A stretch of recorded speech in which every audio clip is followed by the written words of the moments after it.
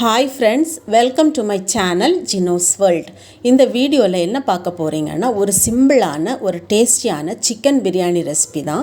வாங்க எப்படி பண்ணலான்னு பார்க்கலாம்.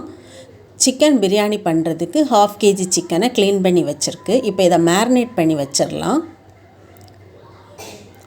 1 டேபிள் ஸ்பூன் தயிர்,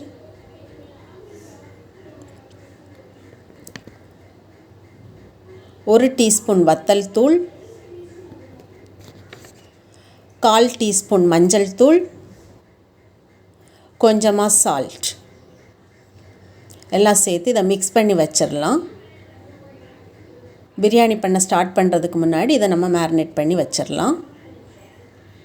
இப்போ பிரியாணிக்கு தேவையானது பார்த்துடலாம். 3 பெரிய வெங்காயம், 3 தக்காளி, 2 பச்சை மிளகாய், அப்புறமா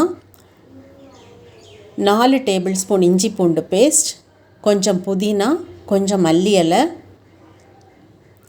2 teaspoon Kashmiri chilli powder, 2 table spoon தயிர், அப்புறமா கொஞ்சம் பட்டை, ஒரு பே லீஃப், 2 கிராம்பு, ஒரு நட்சத்திர சோம்பு, 2 ஏலக்காய்.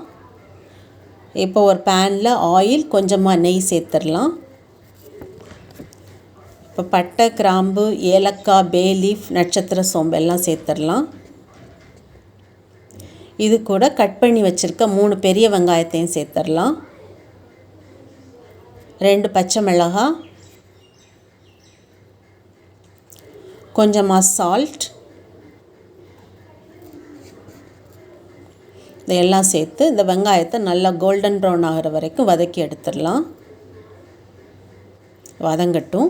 இப்போ பிரியாணிக்காக 2 கப் பாஸ்மதி அரிசி எடுத்திருக்கேன். இதை வாஷ் பண்ணி ஒரு 30 மினிட்ஸ் ஊற வச்சிடலாம். பாருங்கள், வெங்காயம் நல்லா வதங்கிடுச்சு. இப்போ இதில் கொஞ்சமாக மல்லி இலை ஆட் பண்ணுறேன். இந்த மல்லி இலை நல்லா வதங்கட்டும்.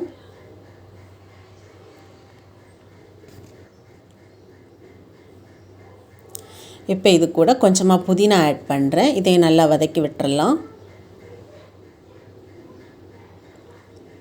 இப்போ 2 teaspoon Kashmiri chilli powder add பண்ணுறேன். இதெல்லாம் மிக்ஸ் பண்ணி விட்டுடலாம். இப்போ 4 டேபிள் ஸ்பூன் இஞ்சி பூண்டு பேஸ்ட் சேர்த்துக்கலாம். இதோட பச்சை வாசனை போகிற வரைக்கும் வதக்கி விட்டுறலாம். இப்போ 3 தக்காளியை மிக்ஸி ஜாரில் சேர்த்து நல்ல பேஸ்ட்டாக அரைச்சி எடுத்துடலாம். தண்ணி எதுவும் சேர்த்துக்காமல் அரைச்சி எடுத்துக்கோங்க. அரைச்ச தக்காளி பேஸ்ட்டை இதில் சேர்த்துடலாம். சேர்த்து இதை நல்லா வதக்கி விட்டுறலாம்.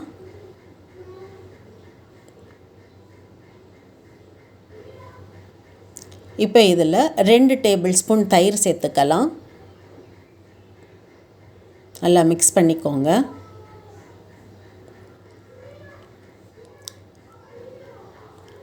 மேரினேட் பண்ணி வச்சுருக்க சிக்கனை சேர்த்துடலாம். இந்த மசாலாவோடு நல்லா மிக்ஸ் பண்ணி விட்டுறலாம்.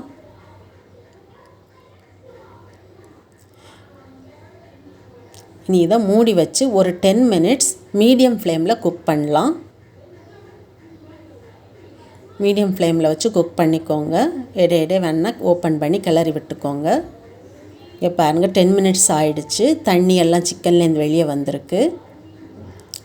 இதை லைட்டாக கிளறி விட்டுறலாம். இப்போ இந்த பிரியாணிக்கு தேவையான தண்ணி சேர்த்துடலாம். 2 கப் பாஸ்மதி அரிசி எடுத்துருக்கிறதுனால நான் 4 கப்பு தண்ணி சேர்த்துக்கிறேன். இதில் 1 கப் அரிசிக்கு 2 கப் தண்ணி.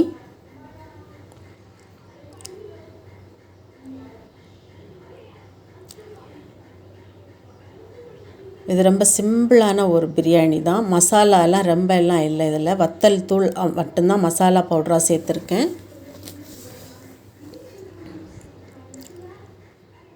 இப்போ இதை மூடி வச்சு இது நல்லா கொதிக்கட்டும். இப்போ பாருங்கள், கொதிச்சிருச்சு. ஓப்பன் பண்ணிவிட்டு இப்போ இதில் அரிசி சேர்த்துடலாம்.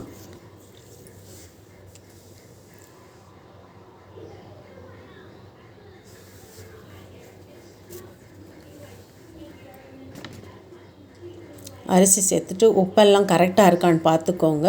உப்பு புளிப்பெல்லாம் கரெக்டாக இருக்கான்னு பார்த்துக்கோங்க. புளிப்பு கம்மியாக இருந்துச்சுன்னா ஒரு 1/2 லெமனை புழிஞ்சு சேர்த்துக்கோங்க, அதோட ஜூஸை, லெமனோட ஜூஸை. இப்போ இது நல்லா கொதித்ததுக்கப்புறம் ஃபுல் ஃப்ளேமில் வச்சு இது நல்லா கொதிக்கட்டும். கொதித்ததுக்கப்புறம் சிம்மில் போட்டு மூடி போட்டுடலாம். இப்போ பாருங்கள் நல்லா கொதிச்சிருச்சு. இதை லைட்டாக கிளறி விட்டுக்கோங்க.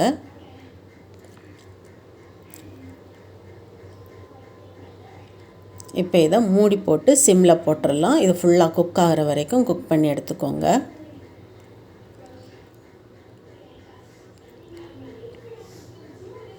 பாருங்கள் தண்ணியெல்லாம் வற்றிடுச்சு.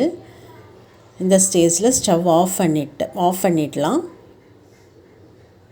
அங்கே அரிசியெல்லாம் நல்லா குக் ஆகிடுச்சு. ஸ்டவ் ஆஃப் பண்ணிவிட்டு அப்புறமா ஒரு 5 மினிட்ஸ் மூடி போட்டுருங்க. அப்போ கரெக்டாக இருக்கும் இது.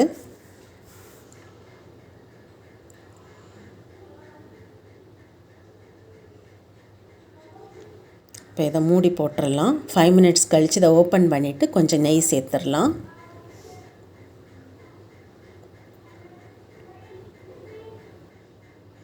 இப்போ 5 மினிட்ஸ் ஆகிடுச்சு. இதை ஓப்பன் பண்ணிவிட்டு மேலே கொஞ்சமாக நெய் சேர்த்துடலாம்.